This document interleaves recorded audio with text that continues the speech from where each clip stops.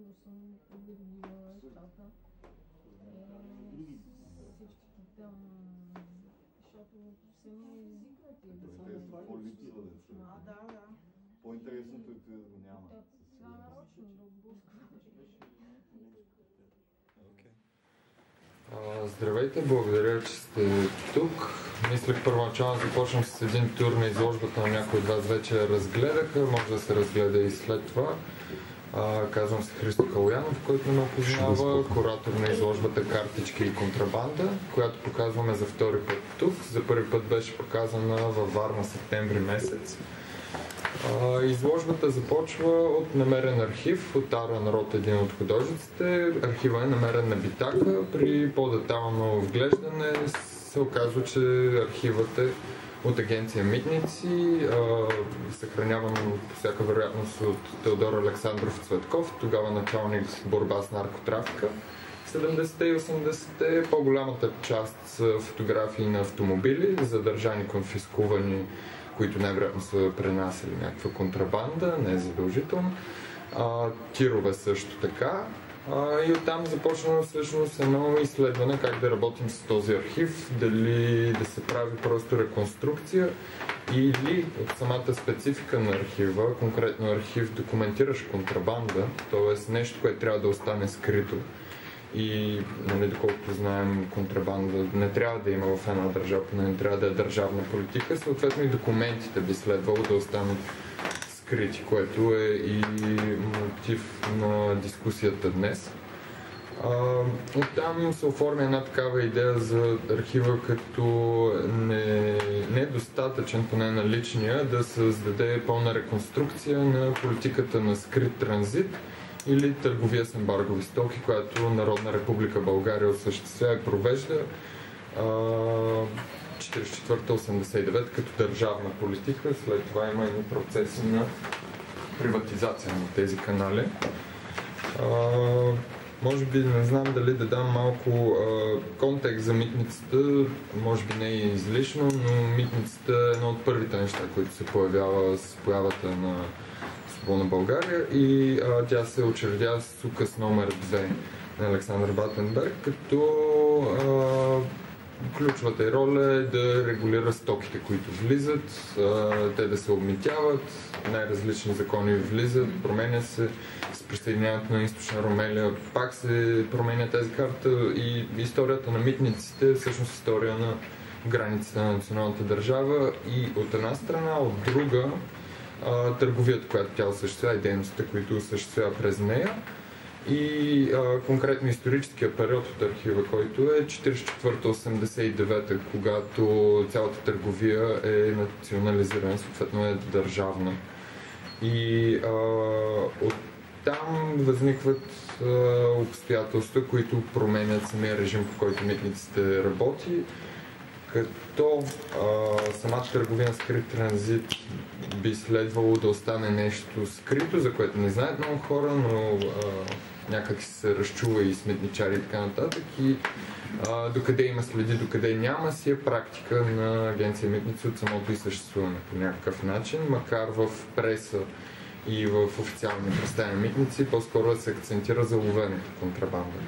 Но някак си винаги го има и двойното. Хем да се лавя, хем да се прикрива. И тук може би няма да навлизам твърде в подробности на въобще как тази дейност се структурира през държавна сигурност и през държавните търговски предприятия от една страна и външно-търговските им организации от друга. Но с две думи става въпрос за логистична мрежа, транспортна, складова и стоково-производствена, която се развива в България и в Европа, включително и в Близкия изток. Като Ливан мога да посоча един от по-добрите ни партньори през тези години, включително всичко това минава през Турция по някакъв начин. И сега аз трябва хем да съм модератор, хем да въвеждам в тази изложба. Може би още няколко думи за изложбата, преди да преминем към дискусията. Нас ни интересуваше как този смугъл образ на историята за контрабандата или скрития транзит, което е като публична тайна, но някакси не е в официалното представяне на митниците или историята на Народна република България, продължава да афектира идеята ни за съвремието, за неговата образност, за неговите практики, как те се медиализират по някакъв начин и в изложбата се работи в две насоки. Едната е на Аран Рот, който работи с символи на властта, печалбата, лукса и кича съответно, като в тази изложба в две от платната той изобразява маркери на митницата. От една страна Space Frame, който е на всяко КПП и лесно се премества, създавайки алюзия за границата като нещо подвижно, гъвкаво и при историята на митницата, проследяването и последните 100 години това някакси може да се докаже. А другото е бодливата тел, която потенциално безкрайна на терен много ясно показва границите и кой от коя страна е. Ресните в началото на изложбата са негови, Customs Duan, двата официални езика на Международния съвет на митниците, английски и френски, но преди самата митница е игривото платно 50/50 Chivas Roll Salute, което е инспирирано от митничаря, който не иска пряк подкуп, бутилка уиски от безмитния магазин, откъдето той вече има свободата да избира като последна инстанция на властта дали да пребере валутата или уиски. И тук в двора е друга негова работа, митничарио, работа вдъхновена до известна степен от архива, тъй като тук се опитахме да реконструираме едно митничарско кътче, една митничарска сбирка, където могат да се гледат оперативни изображения, има белезите на митницата и това, което създава сплотеност сред самите било митничари, било контрабандисти, една среда с пепелник, с уиски и така нататък. Ара не е тук с нас пътува, евентуално може да се появи към края. С нас е Никола Стоянов, друг от авторите. Негова работа е и на показ в галерия Поста, където като мрежа, подобно на криминалните филми, се проследява приватизацията на изградените през комунистическия период контрабандни канали, съответно фирми, произвеждащи каптегон, също така фалшиво уиски. Важно нещо е в контрабандата и въобще в производството на контрабандни стоки, ембарго стоки е рецептите за алкохола, рецептите за тютюневите изделия, като част от контрабандата. И с нас е и Райна Маркова, която поканихме. Тук сме събрали част от книгите, които използвахме при подготовката на проект, тъй като темата наистина е много широка и бих казал липсва, може би към днешно време, някакси по-подробен изчерпателен образ, доколкото много се спекулира с тази тема. И част от причината да се спекулира е, че част от агентите, създали каналите или участвали запознати с тези практики, продължават да са активни до днес. И може би с това да приключа краткото въведение, че мен като куратор в този проект, това, което ме интересува при работата с архиви, може би не е толкова реконструкция, проследяване или журналистическата работа на разкриване на даден канал, а именно как архива създава един смътен образ и как този смътен образ продължава да съществува и днес през нови тактики на укриване на информация, укриване на канали и продължаване на практики, които официално са отречени, казва се, че не съществуват и от същото време се появяват регулярно, създавайки трусове в обществото. Райна Маркова, може би, не знам, представена. Да, нека макар че аз, това, с което аз се занимавах, беше администрацията на община и не беше свързано толкова с темата за митниците и за контрабандата, но да, както когато вече спомена, темата не някакво конкретно разследване, тази мъгла, в която непрекъснато тънем. И всъщност аз веднага, щом ми показаха концепцията, даже още не бях сигурни дали ще правя дискусия. споделих с мен идеята си. Аз веднага се съгласих, защото реших, че имам какво да кажа. И между другото, първата ми асоциация с писанието на събитието, когато направих, след като видях писанието на събитието, беше с един филм френски на Жак Дерай, с Лино Вентура в главната роля. Филмът се казва "Пепаруда на рамото", може да сте го гледали. И там цялото действие се въртеше около едно куфърче, което до края на филма на себе какво има.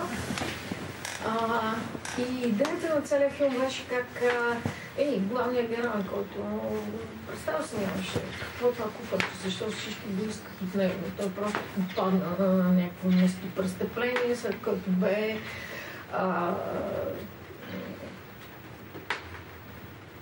нападан, атакуван, карван в лудница, опояван, изнудван, отличих жена му и всичко това само за той да даде това куфърче на някакви хора, които го търсят по телефона. И всъщност в лудницата той попадна на един луд, в тази лудница, която не беше дори лудница. Там бяха само той и някакъв човек, който говореше на невидима пепаруда на рамото си.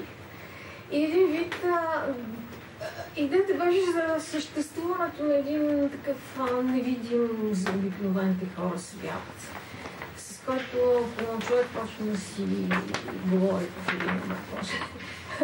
Може да бъде вкаран в лудница. Или ако го игнорира, пък от друга страна, може да се окаже застрашен.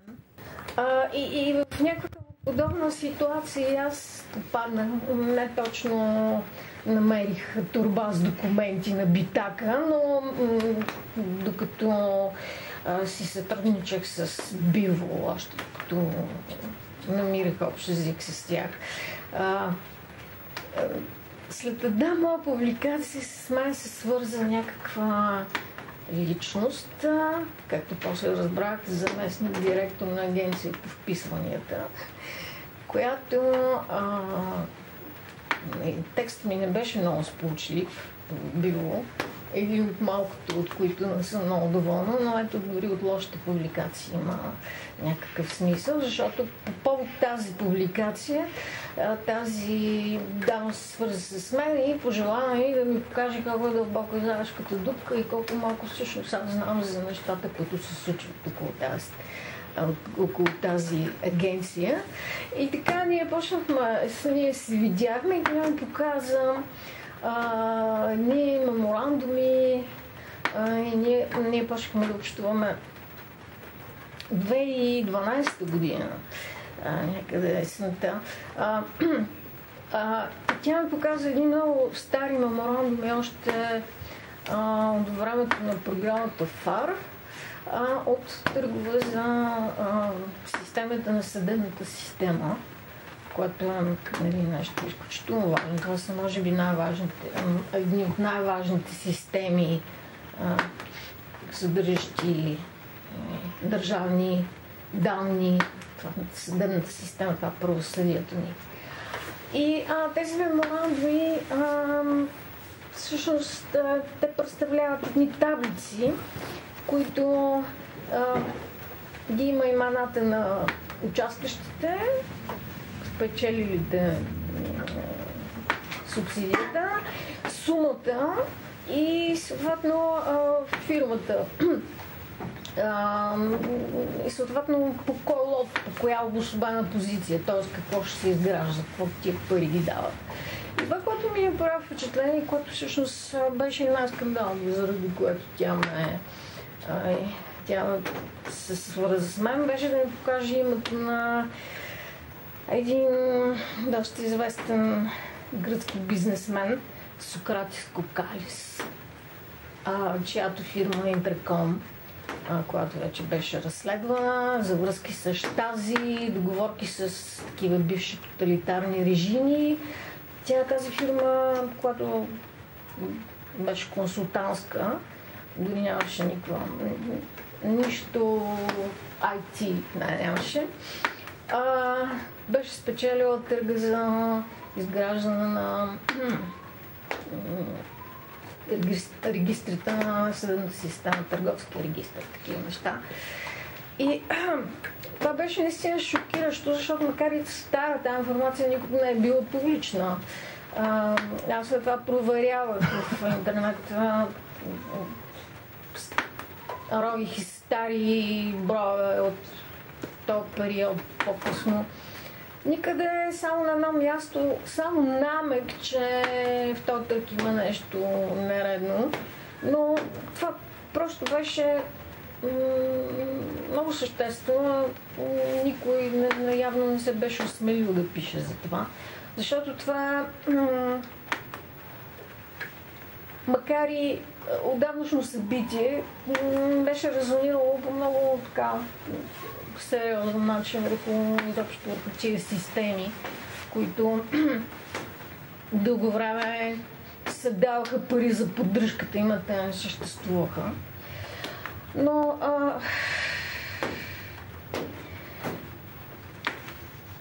това се беше случило благодарение на сънародника на Кокалис Димитрис Куркулас, който тогава беше председател на делегацията на Европейската комисия в България. И в този период пък министър на финансите беше Велчев, комисар по разширяването на Гюнтер Ферхойген и даже имаше някаква градска легенда, че точно са се срещали тези личности с нашия тогава все още не премиер Бойко Борисов при Орлите и са обменили опит и информация за вътрешните ни работи, но се подозира, че това било във връзка с предстоящите избори, защото МВР държи бази данни на гражданите, на електората.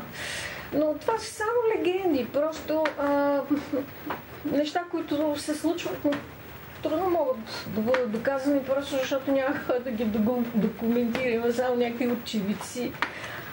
Но разбирате как просто непрекъснато пърхат някакви пародии на дезинформацията или на спекулацията наоколо. На човек, който се е заровил в някакви документи и е решил да посвети някаква енергия и ресурс свой да извърши някакво разследване, защото в България изобщо разследвания не се правят тук така, не се правят кой да е. Освен компетентност, това едно разследване трябва да има и да предизвика и някакъв отклик. Не може да бъде самодейност. А от друга страна, за да се случи това разследване и да се получи някакъв ефект от него, винаги попада в мрежата на някакви влияния и никога не може да е абсолютно безпристрастно, освен ако не е примерно артист или писател, напълно свободна личност, но притежаващ някакви умения, примерно. Но идеята ми беше, че Биво тогава не пожелаха да застанат зад мен. Предлог, че защото тази информация, тия меморандуми, предлога беше, че не са много добре разпечатани, не става за публикуване. Което беше смешно, защото като наслагах в Photoshop изображенията и документите се получиха доста щадливи. Но това всъщност бяха единствените документи, които аз получих от тази дама, защото тя искаше срещу информацията пари. Беше корисна.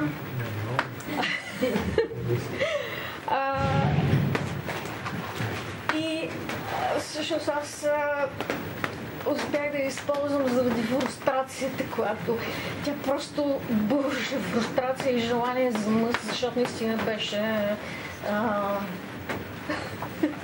беше пострадала от цялата тези сривове. Всъщност бяха нарочили нея като жертва виновна за сривовете. Всъщност всичките тия неща, всички тия сюжети съм ги описала в контрол и сега няма да ви занимавам с тях, защото са изключително комплексни. Не са сложни, защото аз имам претенцията, че съм ви обяснила така структурирано, прилично, ясно, с цялата му сложност, без да спестявам някакви така.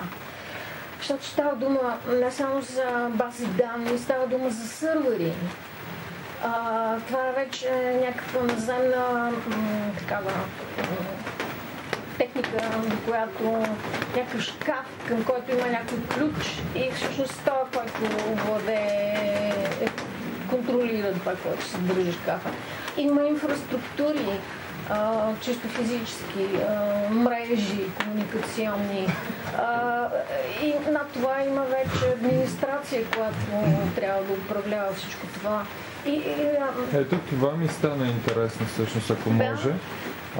Ти на няколко пъти го споменаваш и това е инфраструктура, нали, начина по който работи дадена агенция, начина по който работи дадена институция, начина по който работи даден канал.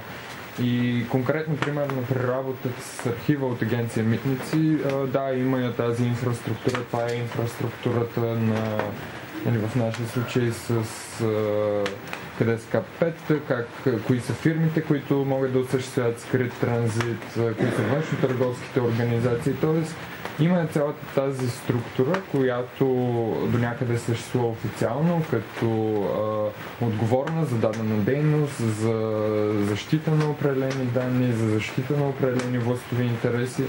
И всъщност намирането, случайното намиране на един такъв архив или последите на едно журналистическо разследване, намирането на даден архив, то обикновено води към друг архив, към друга институция по веригата, която отговаря. И това за обикновения човек или дори за разследващия журналист може да създаде една ситуация на объркване откъде идва дадена директива, какъв е, защото едно официалния интерес, да кажем официалния интерес, който България преди изразява пред международната общност да няма трафик на наркотици през България, но в същото време има цялата инфраструктура, която да прекрати този трафик, за да може и да го осъществява в същото време. Именно тази двойственост. И тук бих подал на Никола, ако иска да се включи, при едно подобно разследване, било в контекст на историческо архивно разследване, било журналистическо разследване, за да се проследи до днес, или дори чисто в един художествен контекст, като една изложба, всъщност кое е истина и кое как работи е проблематично, остава скрито, създава съмнение, постоянно съществува риск от спекулация, както спомена, да се превърнеш в фулт, който си говори с пеперудата на рамо. Именно около тази несигурност на истината, около тази позиция, кой може да каже, че това е така, дали това е митничаря, който трябва да се изрови или случайно коментиращия във Фейсбук. Около това може. Само да вметна преди. Такива документи непрекъснато биват изхвърлени, архиви, стоварвани в някакви задни дворове. Просто при всяко преструктуриране на администрацията такива архиви се губят и най-често се унищожават. Но аз повече се занимавах с електронни архиви. Това са примерно търговски регистър, за чиято публичност толкова много се приемаха, отмениха закони в този период, в който аз бях почнала да пиша. На Европейската комисия, на Световната банка сайта, даже на НАТО. DAXI беше много полезен ресурс, защото събираше от много места информация и обработване предлагаше в някакъв контекст. Също така и СУМ, в която тогава се виждаха сумите, които са договорени по различни европроекти и тази информационна система за как беше. Но там не се виждаха сумите, които ние, бюджетните пари, които доплащахме по тия проекти. Те бяха те са в друга система, СЕБРА, докато има достъп само различните ведомства, които имат работа по тия проекти. Това са бюджетните пари, ние, които плащаме към Съюза, което е по-интересно. Но при всяко преструктуриране, а точно за тия преструктурирания се занимавах толкова детайлно, изчезва едно административно звено, мести се в друго министерство, примерно така не може да му се намери място. При всяко такова местене изчезват огромни маси информация. Сривовете на регистрите просто не са сривове, поради липса на мощност. Това са просто едни пробити бази данни, от които се краде. Кадастърът ни е също пробит и дори самия начин на удостоверяване на собственост не остава документна следа, което позволява страшни кражби на недвижимост. Ти мислиш за производство наистина. Сега проектът е много вдъхновено от именно неспособността и това мисля по-скоро за по-младите хора, колкото за тези. Каква връзка ли са живеели близко до времето на режима? Може би, нали, образа на прехода е някакъв изключително мистичен образ, митологичен образ.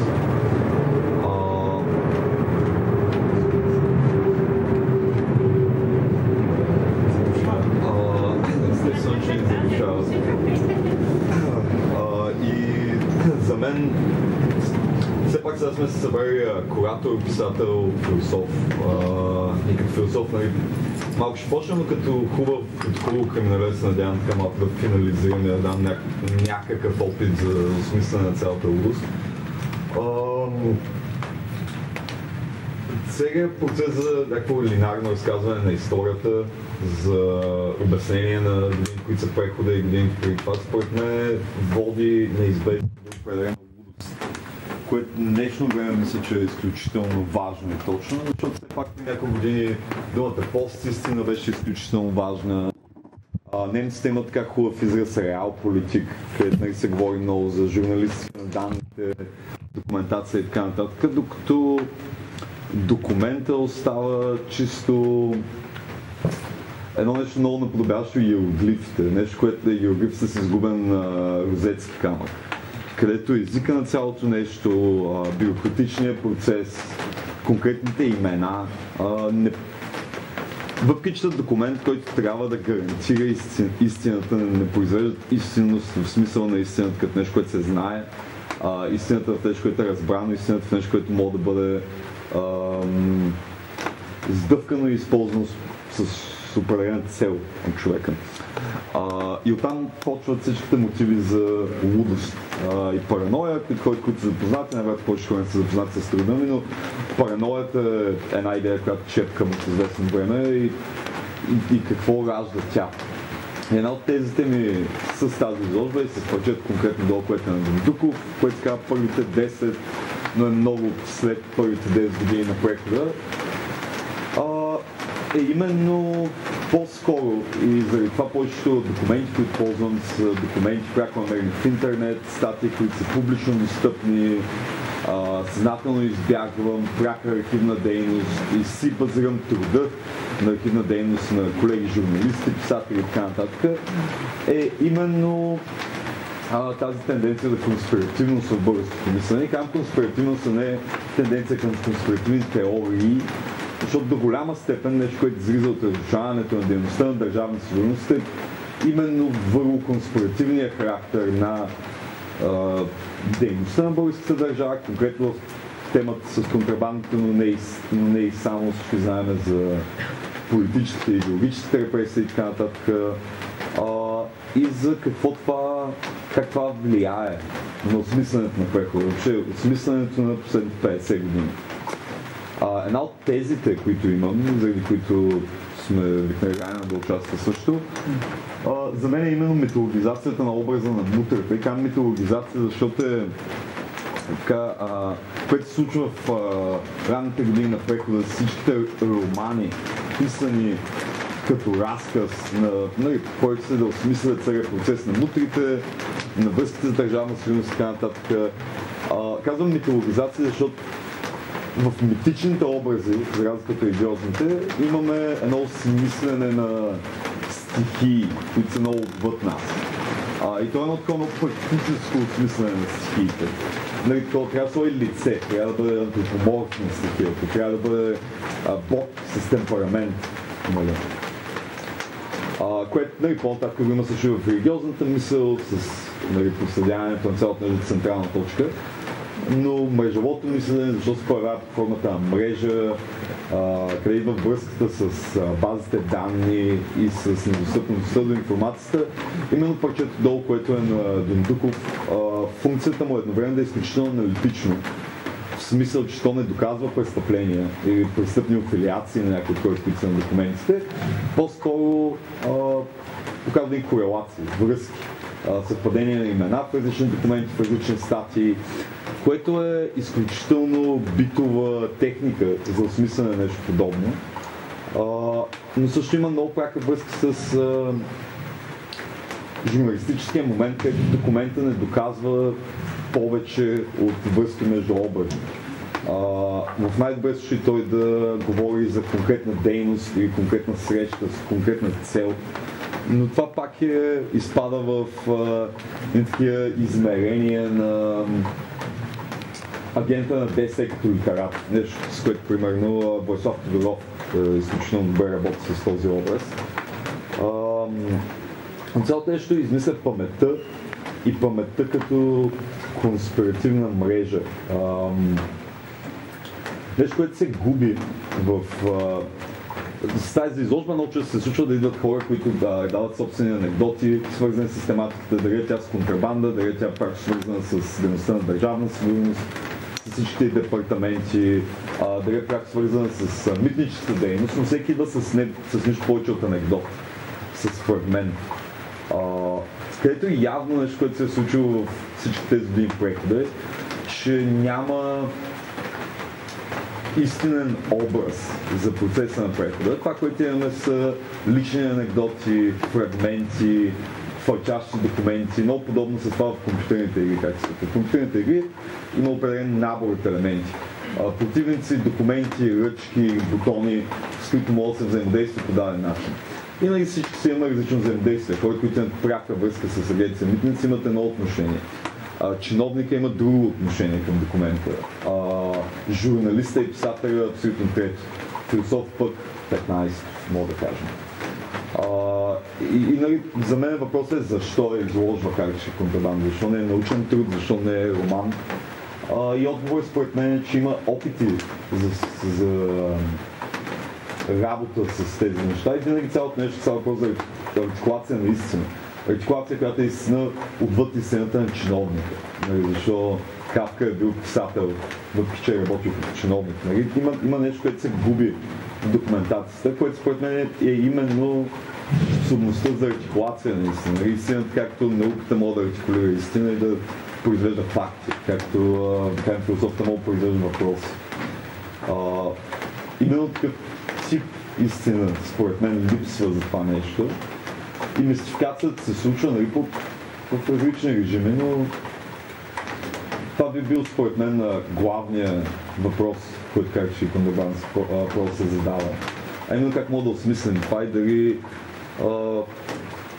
истината на чиновника на документа е достатъчна, явно не е. Дали истината на разказа е достатъчна, може би. Има хора, които правят опити на това. Според мен е и сполучливи, и несполучливи. За мен лично, и това е една друга тема, която исках да повдигна. Аз може да се включа. Да. Като писател, не си позволи да вярвам на въображение. Цялата работа с тия стана информация, малкото, която ми беше дадена в началото и след това огромното количество, което става собственоръчно в течение на колко години. Но чисто естетическото чувство ми помага, признавам си, да подредя информацията в структуриране. Даже започна да откривам симетрия примерно реформата на данъчната система беше някакво симетрично огледално изображение на реформата на съдебните регистри. И в този смисъл, разгледавайки по какъв начин са протичали, как са се случвали сюжет в съдебната сфера, за това ми беше по-лесно да откривам информация. Просто бях патър. И се получи красиво, даже.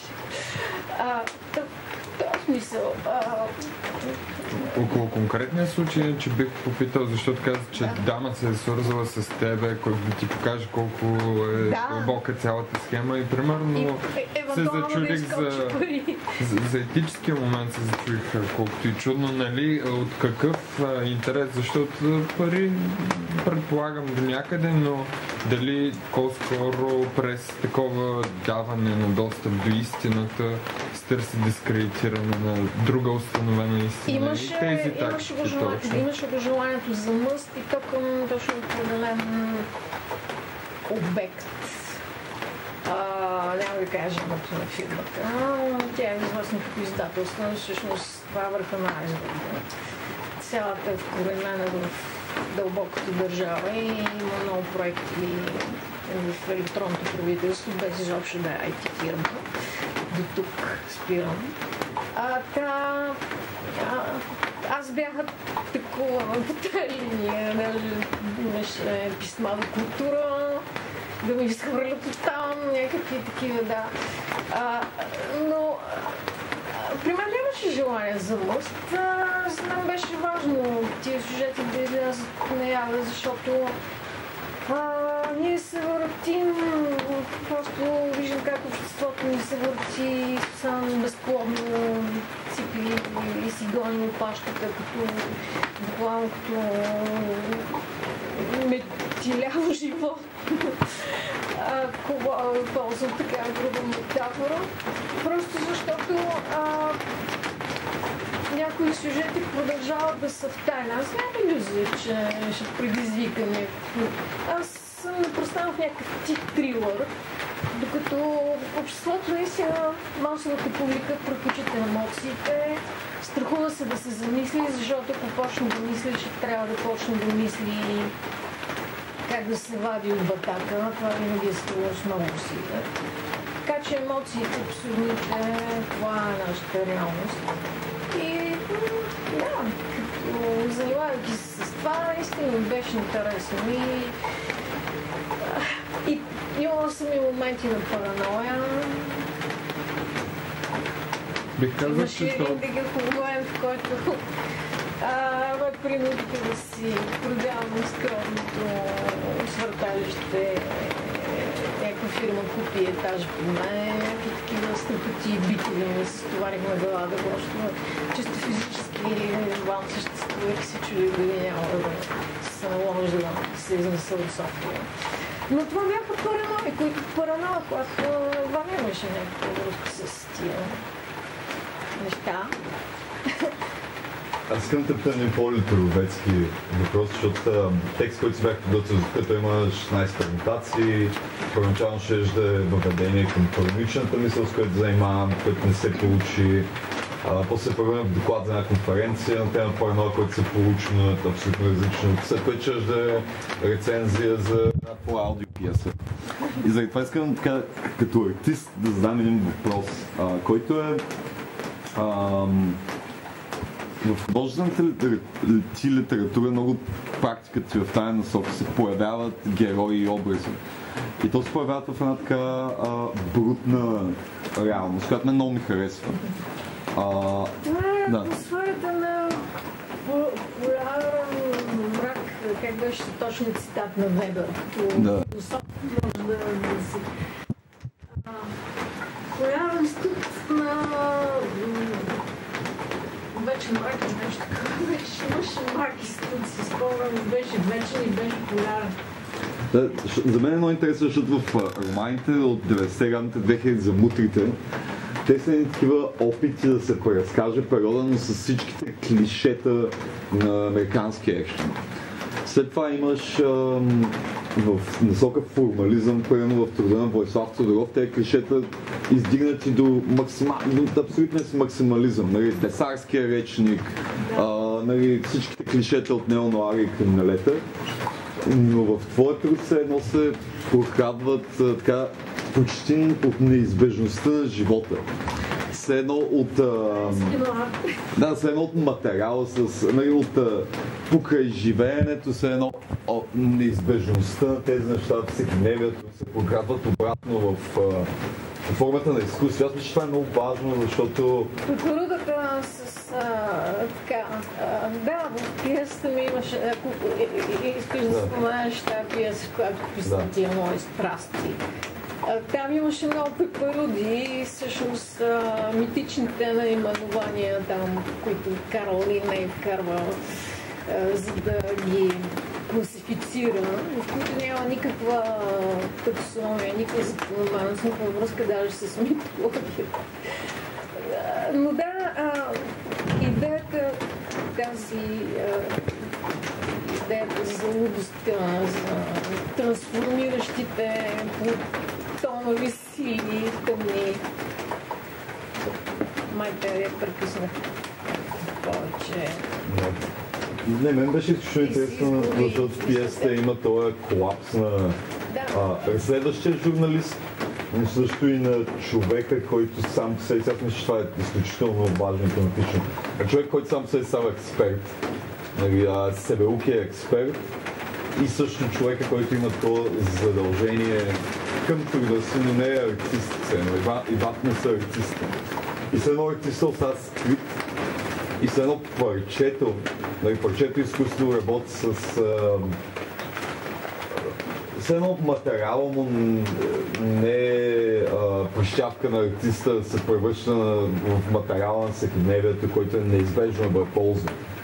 И това мисля, че като отношение към изкуството е изключително важно за мен лично. И това е от нещата, за които исках да говоря, това е една идея, която дъвча покрай разговор с Христо от известно време, именно идеята за изложбата като институция в простия и смисъл в нещо, което мога да ражда власт или сила, за разлика от парчето и за разлика от институцията в класическата и форма на държавната институция. Изложбата като нещо, което определяйки с тематиката си, почва да се себезглобява от материалите си. Все едно, и мисля, че това е много важно за изложбата, която е в случая, че отношението към архива е по-скоро какво поражда архива като афект, какво може да покаже архива в една нечиновническа форма, какво може да даде естетически и съдържателно. Изкуството дава свобода. Да. И да, именно, че отговорът, защото това не е проучвателен проект, не е работа с журналистика, не е архивен проект или нещо подобно, а се появява като изкуство. Защото бяга от тези полета и отива в полето на изкуството, където има някаква свобода. И това мисля, че е много важно и мисля, че като течение в България се появява повече и повече в практиката на мои колеги. И че е нещо интересно. Като изкуството е нещо, което смятаме, че е финализирано, че още има какво да се открива и то може би не в практикална форма, какво то може да даде на други форми, на журналистическата, на архивната, на философската. На емоцията, като на емоция. Това става толкова ценно, според мен. Да, но аз това го смятам, че е много голям проблем с изложбите, които сме правили, само последните 10-30 часа изложби, който наистина търсят емоцията, тотално евакуиран от емоцията. Ами да, това е един от гъбиците, това е една от идеите, един от залозите, които слагаме за цялото. Така че аз чуя, населена на всеки публиката на тези вулгарни емоции покрай мутрите, покрай вулгарната. Не тази емоция, това, че нали можеш свободно да кажеш нещо, да се случва с Да. И то проблема е, че се казват постоянно свободно неща. Има журналистически разследвания, ние знаем за тях, те са публични и от тях не последва нищо, защото просто не съществува съдебна система и това е, мисля, че е много по-важният въпрос, отколкото да има някаква емоция в това да живееш обсозен живот на мутора. Абсолютно всички се занимават с парите. Колко, каква сума е откраднал, кой как е изманипулирал търга, за да вземат парите, за самото опоручаване на... Да, точно защо няма съдебна система? Ти имаш много хубава израз на Левиатана в мрежата. Нали, че всеки опит за държавна реформа и това е, защото властта и корупцията в най-практиката форма се изразява в зависимост. Нали, корупционните схеми в повечето случаи имат структурата на справи се един кръг от взаимозависия, който постоянно държи властта в себе си, защото всеки е зависим от всеки и всяко движение извън това води до елиминация или по-голямо затлачване. И как тя казва дълбоката държава, че има кръг от зависимост и отвъд държавния апарат, който е пряко наследство на труда на държавна сигурност. И това е конспиративната мрежа от зависимости, която има. И това нещо, докато не се осмисли като културен феномен, защото в момента това е публична тайна. Всеки знае за това, всеки говори на маса или в таксито за това, но няма някаква форма на това нещо да е измислено, да имаме отношение към това. Да гледаме, като в народопсихологията това е постоянно чувство на параноя, на всички са маскари, всички са забъркани, всички са затлачени в тази мрежа, но няма, дори в артистичната форма няма, или в художествената литература няма и ясен образ за това, който да помага на хората да осмислят този период. За мен това е недовършен проект, че няма осмислене на това. Тук бих го свалил някакси през самата практика на тази изложба, чисто реално какво се е случило, нали, намирайки този служебен архив. Там ставаше въпрос за филми, които митниците са снимали 78-а и си знаех още в началото, че в даден момент ще търсим контакт с агенция Митници, където ми беше интересно, нали, какъв ще е техния интерес принос към този проект, дали ще се отдръпнат, дали ще минат проблем. И се чурех как да подходя с това запитване, защото просто архив не е достатъчно и всъщност този филм, който е бил правен, се оказва от правна точка, обадих се в агенция Митници да търси филм 78, показвам на 70-та на английски и на френски. И ми казаха, че много конкретно питам, имало едни филми, които е щяло да бъдат изхвърлени, но всъщност са запазени. Това са внимание на наркотици, различни филми, обучаващи самите митничарите. Това е едната посока на подобен тип проект, който бих показал, защото да се покаже просто архива и да се направи едно твърдение само до някъде, но как работи цялото това нещо. В случая с агенция Митници доведе до диалог с агенция Митници, достъп до техния архив, като филмовите кутии, които са изложени, са заети от агенция Митници, включително двата доклада в архивната маса. И така всъщност агенция Митници, която няма за цел да си разказва историята, особено темата за скрития транзит в изданията за тяхната история, това изобщо не се споменава, но ето във формата на тази изложба и странично те все пак взимат някакво участие в този разговор и дори във Варна, когато правихме дискусия, се командироваха пиарката и началник отдел борба с наркотрафика в София, включително на изложбата дойдоха 7 варненски митничари и това беше нещо много интересно, дали цялото това конспиративно усещане за престъпност е отдържано в същото време спрямо професионалните задължения на тези хора и тяхното изпълнение. Така че от една страна да имаме митничари, които ходят на изложби, може би хора с изкуство, които се занимават с митничарски дейности. Нали? Това е една от посоките. Другата, конкретно при работата с архива което мен ме очуди нали, много бихме искали да дигитализираме тези филми, но се оказва, че в България няма къде да се дигитализират. Единствено Доли Студио работят по големи филми, което за мен показва въобще отношението към движещия се образ и цялата кинопродукция, която имаме от този период. И как конкретно да се дигитализира с обработката на самия химикал, с изваждането на кадра в добро качество, наистина доста трудно. Тук е този държавен архив не е дигитализиран, предполагам още много. И ето тук тези филми, те не са правени за показване на населението тогава. Те са ползвани в дипломатическата част от дейността на агенция Митницата. Това дава един по-интересен, по-динамичен образ на какво е правила самата агенция и в същото време позволява тя да бъде разказана от една страна, че през България не минават наркотици, от друга страна, че ги спираме, от трета, че ние осъществяваме скрития транзит, което чисто исторически и поколенчески създава по-различно отношение и въобще третиране дори на информацията от днес, която получаваме. Мисля би направила обикновения човек много по-информиран към задържаха шефите на митниците. Уау, нищо не означава, ако няма тази история. И това по-скоро като страничната траектория на този проект, чисто визуално и в историята на българското съвременно изкуство мен ме интересува именно изкуството като артефакт или използването на артефакти в изкуството, именно тази укрита следа, която показва нещо, но не го разказва до край, но това е друга дискусия конкретно за това, което наричам археография в българското съвременно изкуство. Да, за мен е много важно, че аз съм философ, много мисля какво мога да прави философията на днешно време, защото в повечето случаи просто остава нещо, което се прави в университета. И е много непрактично и във всеки проект търсиме една такава свобода, която има реално в днешно време да работиш хем с изкуство, хем с теория, хем с журналистически материали. И че това е... В много случаи тези неща остават ниши, които за конкретни хора с конкретни интереси, а това, ако минацията между тези неща е истинското писане и чертане на история и на...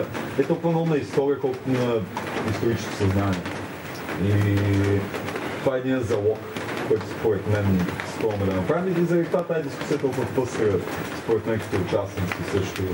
И това е изключително важно, защото именно в пресечените точки на тези неща трябва да се случва това изграждане на памет.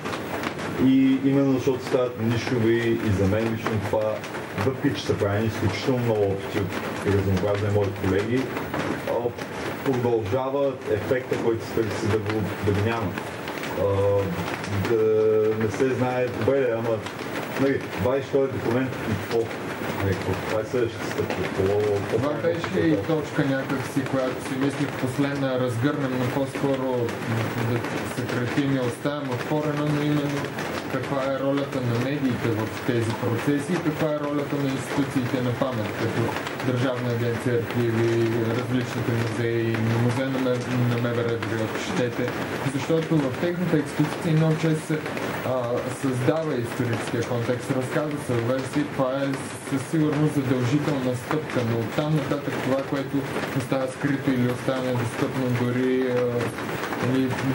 продължаваща позиция на Държавна агенция архиви е достъпа до новите документи, бъдещите архиви, т.е.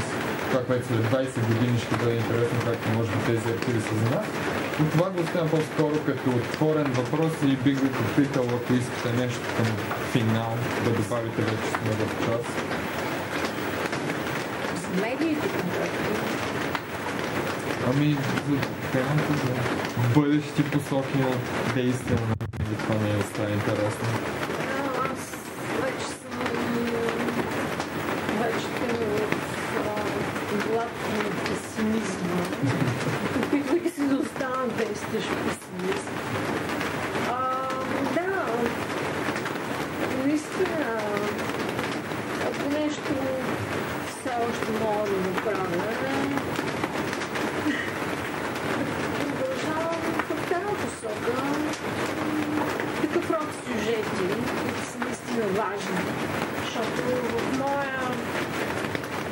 моята област, литературната, е здраво потънала в битовизма, от който просто няма да излизаме, битовите теми. Гръбнавостта на блуда и така.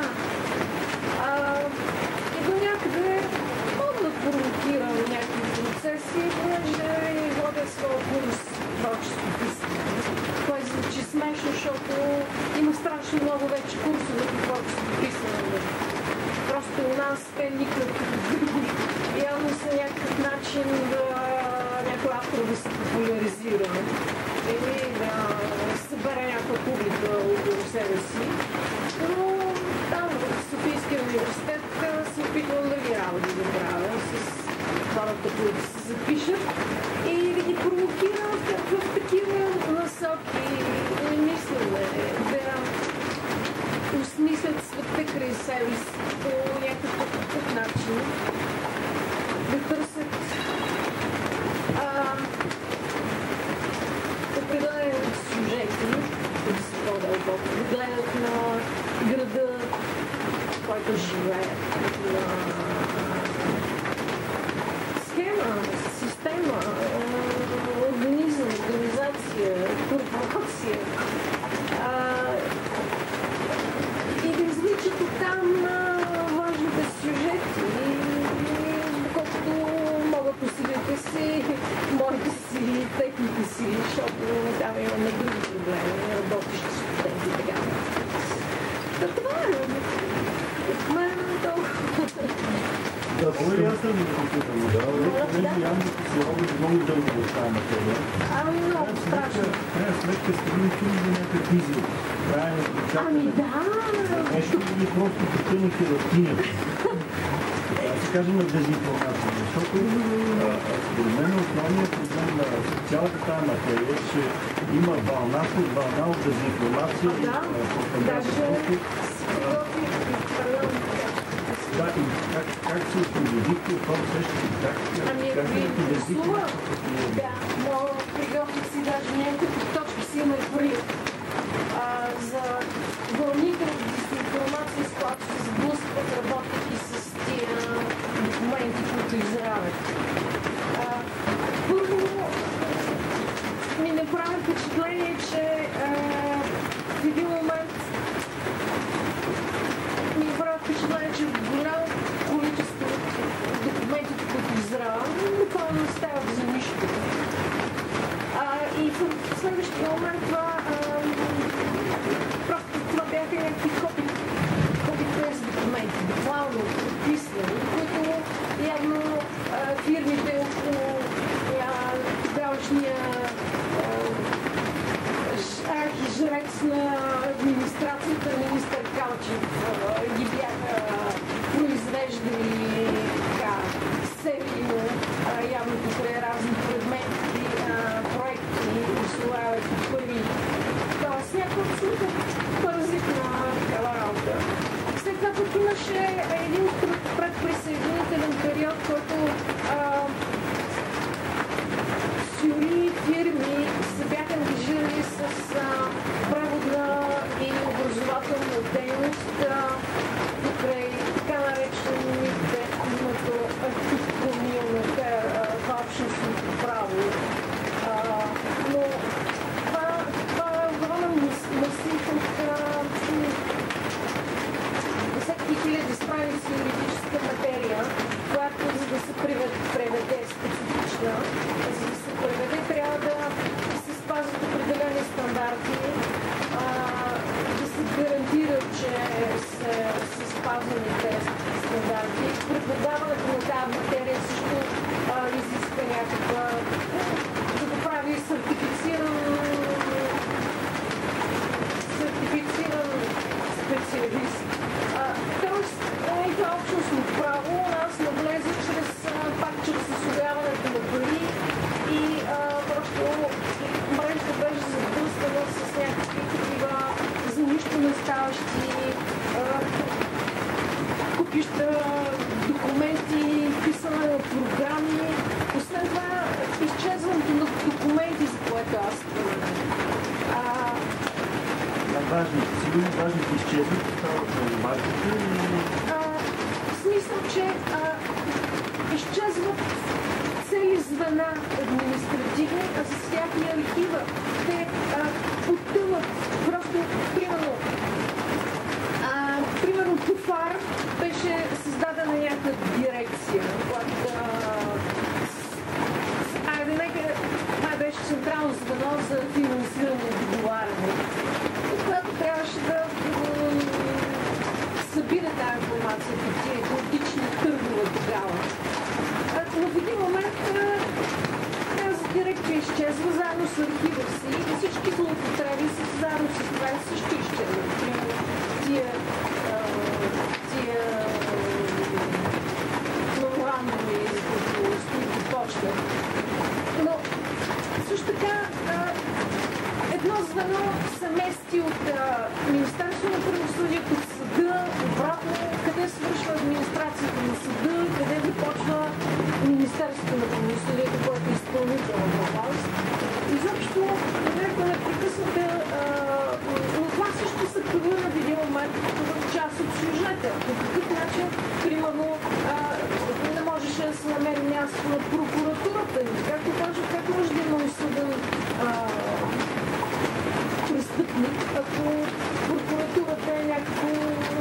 Ту се мести към изпълнителната власт, ту се мести към съда, ами съдебната охрана, така ли беше термина, мести се от съда към МВР, изчезват свидетели, изчезват доказателства. Това в един момент също се превърна в част от сюжета.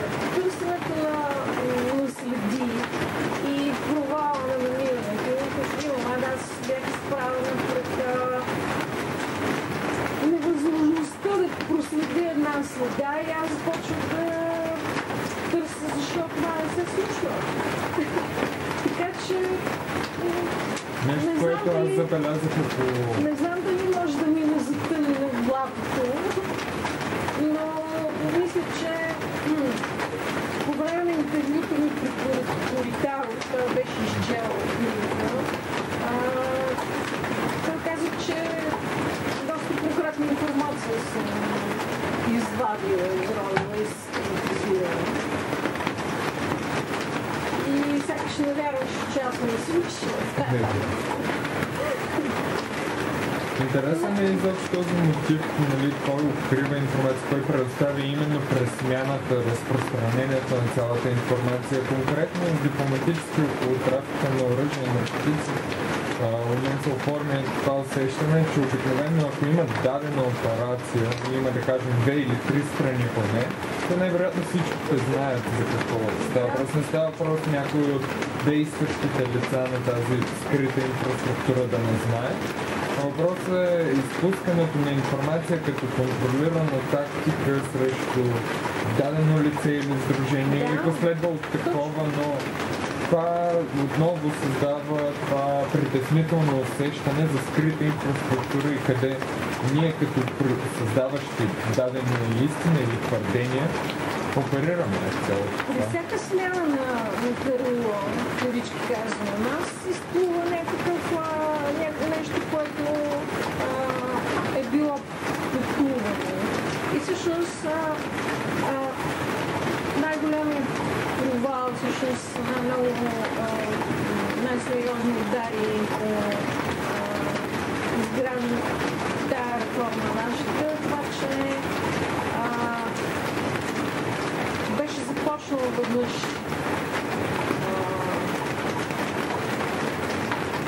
с американски пари в началото. И след това, като започна предприсъединителните дойде НДСВ власт, тогава цялата тази програма рухна, изчезнаха всякакви следи, че такава програма е имало, стратегия за някаква реформа. Това става въпрос за тип администрация, стандарти, по които да се изграждат регистрите, някакви американски стандарти. Реформата започна много по европейски стандарти. Там Европа вече е разделена на критерии. Едните теглят към трансатлантическите интереси, другите критерии теглят към някакви евразийски. Така че там нещата също са намалени. Беше наистина... На мен беше интересно да... Все още ще е интересно. Ами, не е някакъв. Не мога да ви препоръчам всяко. Няма да ви прозвучи като някаква нагласна реклама. Много почти 100 страници изхвърлихме поради липса на доказателства. Стабилни. И единственият ми страх, докато я реализирах, беше да не осъди някой от споменалните лица. Така че крайният резултат, макар и малко постен, поне не беше подсъден и това беше причина да бъде приложен в доказателства, защото те са корпоративни адвокати, освен това и приятелски начала сериозни адвокати бяха включени, за да се гарантира, че няма да пострада издателя. Добре, при положение, че вие имате документи за този човек, защото трябва той да сили при положение, че вие имате реално доказателства за това, че той е извършил някаква работа. Има и закони, които пак бюро да има, не може да се изнася информация в публичното пространство. Доказателство явно, но все пак вие се опирате на съществен проблем, тогава той е възможно да ви осъди, нали? Защото той притежава истинския документ, който е унищожен, да кажем. Имаше и това момент, че ако бяха извадени документите, щях да подскажа кой ми е помогнал. Това беше недопустимо да разкривам случаите си. Така че аз си останах с някакви знания за себе си. Не можах да извадя публично, за да ме злепоставя информация. Други въпроси, ако имате към изложбата или към Никола, който е тук с нас камарай. Ако не, мога да ви предложа, защото Вали да остане в по-неформална среда. Партньори на проекта са Фондация Зингер Захариев и Перно Рикар България. Останала ни още една бутилка Чивас, която може да се разделим. И благодарим, надявам се, след сега студия съм през, където е останало да е на